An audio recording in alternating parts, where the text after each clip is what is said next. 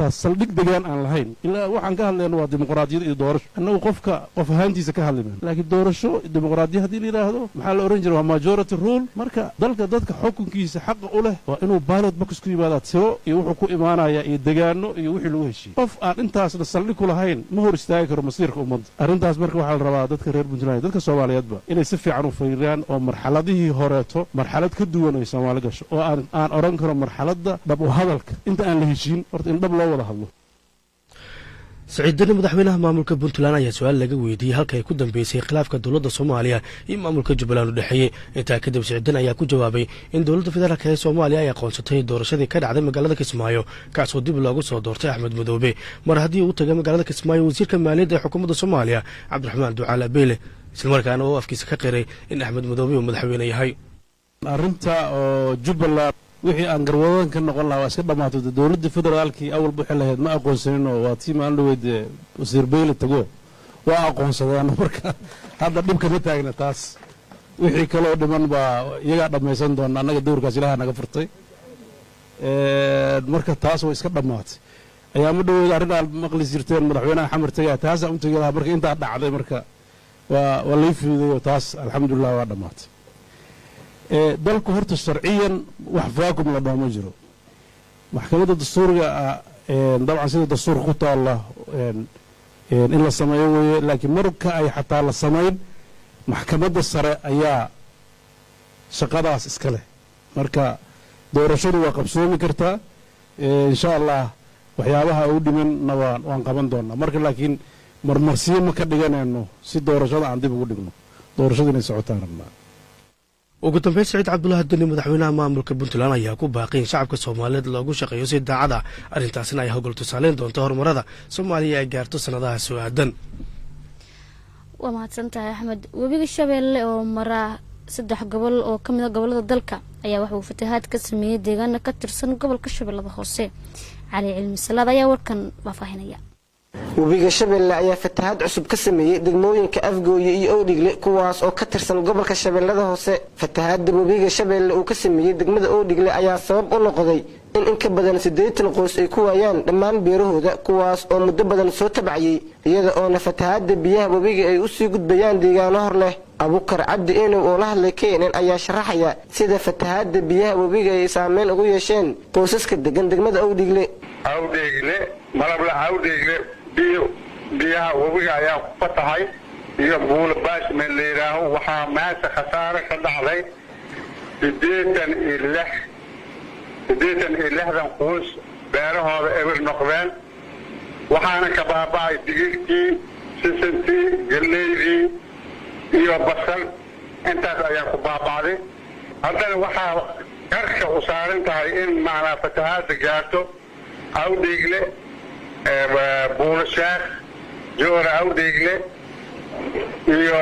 ay buutoy haddii aan laga soo gaarin tuulooyinkaasna khasab biyaha webiga haddii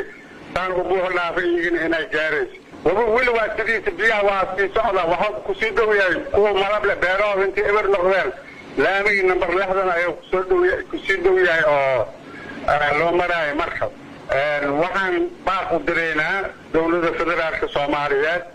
oo ugu horeeyay madaxweynaha federaalka Soomaaliya mudane Maxamed Cabdullaahi Farmaajo golahiisa wasiirada ra'iisul wasaaraha gudoomiyaha baarlamaanka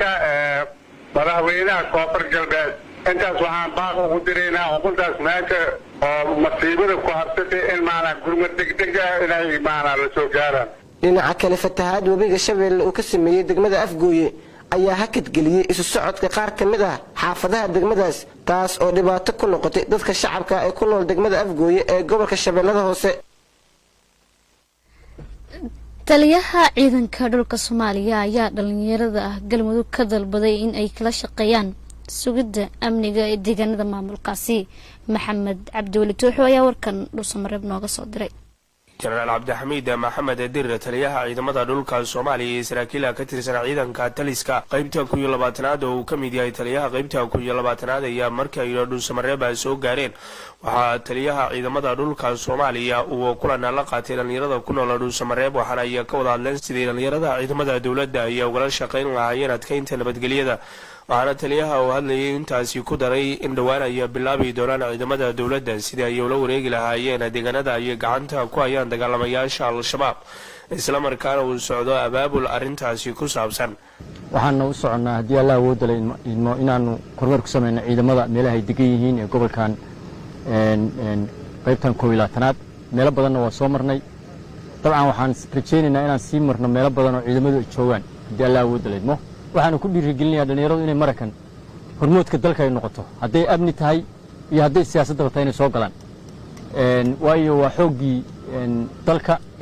waddankuna wuxuu u baahan yahay dhalinyaro aqoon leh sidiinaan oo kale oo waxbaratay waa laga gudbay wixii hore iyo in marakan qabiil iyo waxun la isula yimaado ummaddu inay isdhex gashaan rabnaa oo ay noqoto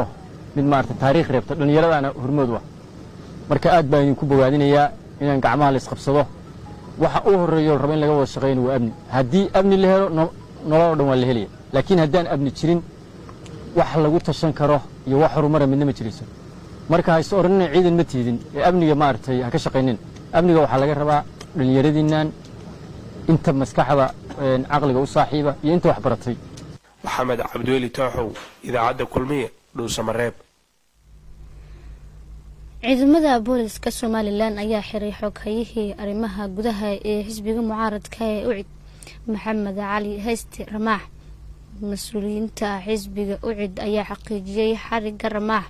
iyadoo ay intaasi ku dareen in xoghayihii guud ee xisbiga ucid uu ugu tagay xarunta CID-da ee Hargeysa oo uu ku xiran yahay ramaax oo loo diiday inay arkaan. afhayeenka ciidanka booliska somalilan faysal xiis ayaa sheegay in sababta loo xiray xoghayaha ay tahay inuu aflagaado u geystay gudoomiyaha baarlamaanka somalilan islamarkaana uu ku sheegay inuu xiriir la leeyahay dad cadow ku ah somalilan. waxa uu sheegay inay sifo sharci ah uu ku xiran yahay xoghayaha dacwadna loo haysto sidoo kalena waxay sheegeen in dacwadda loo haysta ay tahay mid cad islamarkaana dhowaan maxkamad la horgeyn doono si cadaalada loo marsiiyo.